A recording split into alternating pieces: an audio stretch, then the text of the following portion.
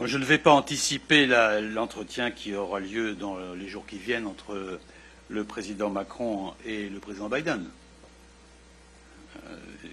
Il importe que cet entretien ait lieu. Je ne vais pas non plus moi-même anticiper sur le contenu. Ce qui est en cause aujourd'hui, au-delà de la rupture d'un contrat industriel, la rupture brutale, inattendue, inexpliquée de ce contrat qui date quand même de 2016 et qui était en cours de réalisation. Ce qui compte là maintenant, c'est d'abord la question de la rupture de confiance entre partenaires. Parce que la confiance, le partenariat, une alliance, ça veut dire la transparence, ça veut dire la prévisibilité, ça veut dire l'explication, ça veut dire se parler, ne pas se cacher, en particulier sur les sujets essentiels. Or, tout ça n'a pas été au rendez-vous. Et il va bien falloir qu'on s'en parle. Pourquoi ça n'a pas été au rendez-vous? Pourquoi l'avoir caché?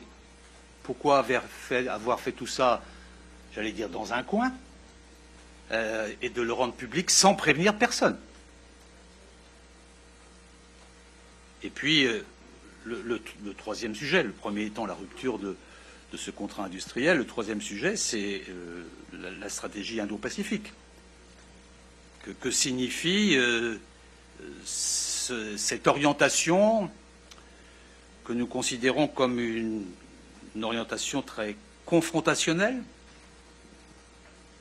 à l'encontre de la Chine, alors que nous considérons, les Européens, et nous avons en plus rendu public notre stratégie Indo-Pacifique il y a quelques jours, je crois le lendemain de l'annonce de cette trilatérale AUKUS.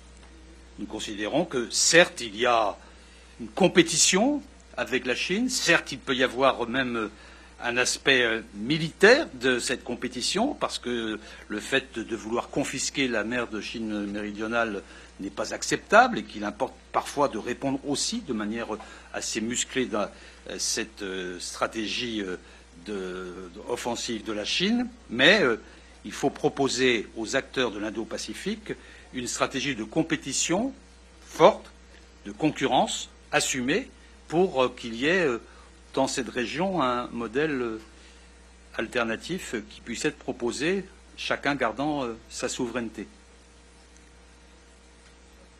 Et donc l'Europe prenant toute sa part. Et pour l'instant, l'Europe est exclue de cette initiative. Donc il importera de parler de tout cela dans les forums ou dans les rencontres qui seront adaptées pour le faire, et ça commencera par cet entretien entre le président Biden et le président Macron. Oui, c'est une déception. Nous pensions que la page de l'unilatéralisme, de l'imprévisibilité, de la brutalité de l'annonce,